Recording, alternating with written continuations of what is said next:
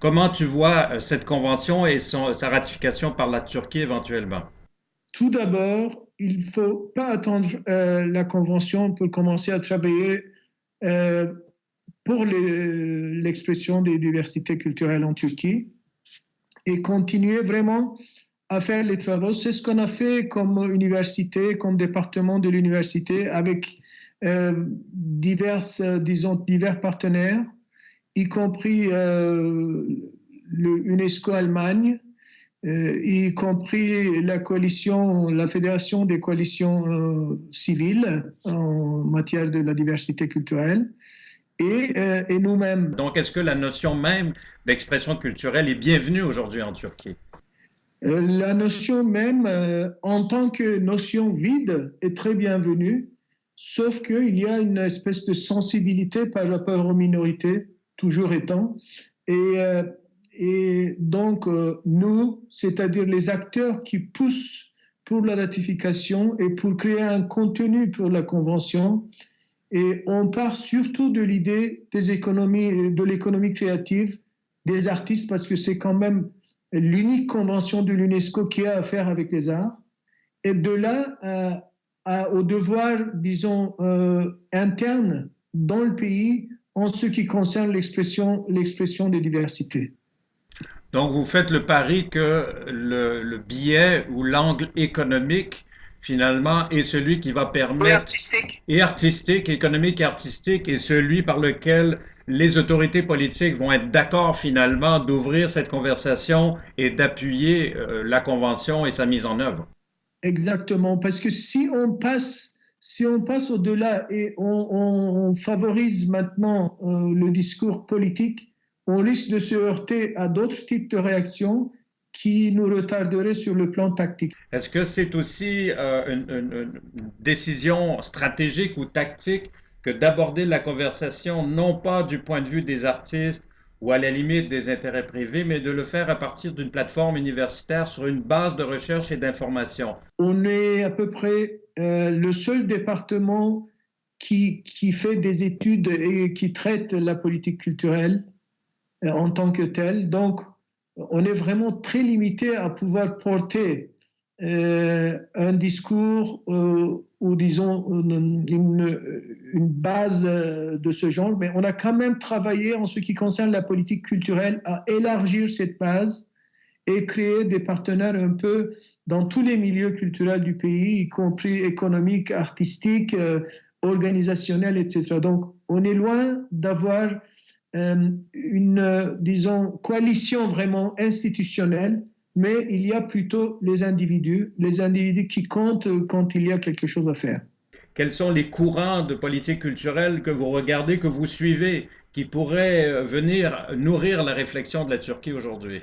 Il est vrai que le cinéma turc a fait un pas en avant, avec beaucoup de difficultés au niveau bureaucratique, si tu veux, parce que c'est vraiment une percée des jeunes cinéastes, des jeunes qui font du cinéma dans le pays, des écoles de cinéma, et puis le jeune public turc qui a vraiment un grand appétit pour prendre tout ce qui est nouveau, un souffle qui soit vraiment créatif et qui a fait une espèce de percée aussi dans les marchés, sur les marchés internationaux du film. L'expérience cinéma est là. Et d'un autre côté, il y a aussi l'expérience des séries télévisées qui ont fait un boom d'exportation au modèle brésilien dans le temps ou au modèle du cinéma indien ou égyptien mais dont le ministère de la Culture n'est pas encore totalement maître.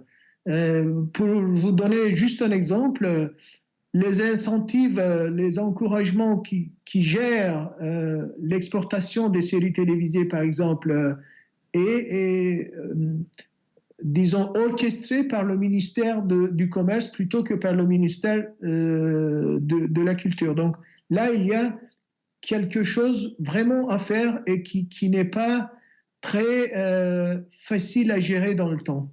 D'accord. Mais tu vois un potentiel pour les autres industries, ces succès-là de la télévision et du cinéma pourraient avoir un effet Absolument, positif. absolument, parce que ouais, je vois surtout pour la musique, le spectacle vivant et aussi l'édition. Est-ce que la Turquie, qui est aujourd'hui, qui mène sa politique étrangère, peut devenir un exemple ou une source de stabilisation à partir de la culture, du rôle des industries culturelles, des artistes? Alors là, je dois souligner un fait que la Turquie ne peut qu'avoir une politique culturelle au niveau national que incrustée dans une politique culturelle internationale. Il suffit juste de réfléchir, d'imaginer les voisins, en commençant de la Bulgarie, l'Ukraine, la Russie, jusqu'à la Syrie, et en passant par l'Iran, que la Turquie, avec tous ces mouvements migratoires qui passent et repassent par le pays et qui laissent quand même des traces culturelles très importantes, la Turquie ne peut se permettre d'avoir une politique culturelle nationale. C'est pourquoi, quand nous, en tant que les représentants de la société civile, on a dû faire une politique culturelle alternative de la société civile et qu'on a publié avant, disons, la finalisation de la politique nationale au sein du système du Conseil de l'Europe, ben, on a beaucoup souligné le fait que la Turquie devait tout d'abord avoir une vision de politique internationale, surtout pour la paix dans la région et puis la démocratie dans le pays.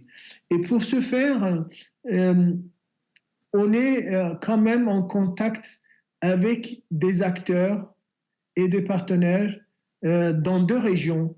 La première étant, comme tu dis, le Moyen-Orient, donc les pays arabes qui, depuis à peu près 2010, sont en train de créer une espèce de plateforme pour le développement des politiques culturelles dans la région. Moi, j'étais récemment enseigné dans une université libanaise et j'étais en réunion avec les représentants des ONG syriens pour justement imaginer comment on peut avoir une politique culturelle post-guerre dans ce pays et en commençant par aujourd'hui, c'est-à-dire pendant la guerre, avec les femmes, avec les enfants, avec les arts et l'artisanat, et puis créer une espèce de présence syrienne en dehors de la Syrie. Je peux aussi parler d'une autre initiative, toujours dans la région, que moi,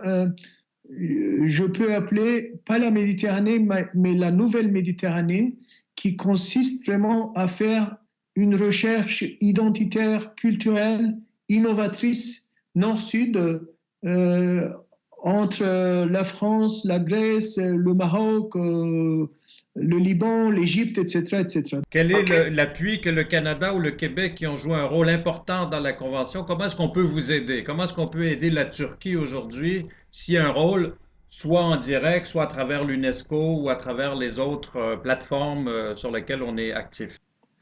Alors, comme on prévoit maintenant avec la nouvelle formation du comité déjà de la diversité culturelle au sein de l'UNESCO turc, on prévoit déjà un grand lancement au mois d'octobre ou de novembre prochain, avec aussi le témoignage des artistes. Non seulement, disons, un lancement théorique, de base conceptuelle, etc., etc., mais aussi avec la participation des artistes qui prennent la parole.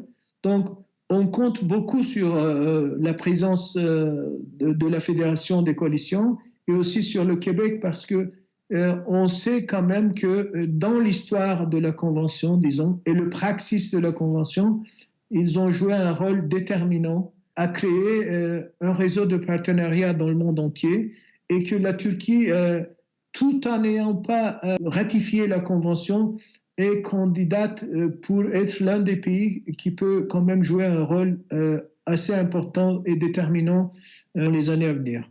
Tu sais qu'il est beaucoup question du numérique. La France, l'Union européenne, à l'intérieur des travaux de la Convention, le Québec et le Canada plaide pour une actualisation de la Convention au regard des enjeux qui touchent à la mise en œuvre. Est-ce que ça, de ton point de vue, c'est aussi un appel qui est entendu d'où tu te trouves et dans la région où tu te trouves? Alors là, je dois mentionner que déjà, les industries de l'édition et de la musique surtout, et le film, sont très vigilants là-dessus et ils se sont mis ensemble il y a 3 ans à préparer un projet de loi qu'ils ont soumis au ministère de la Culture en ce qui concerne les droits d'auteur, mais aussi le numérique. Donc, il y a une prise de conscience déjà et ben, la ratification de la Convention va beaucoup aider à ce que ces gens-là prennent part dans les discussions, disons, dans le milieu UNESCO ou bien dans leurs fédérations respectives.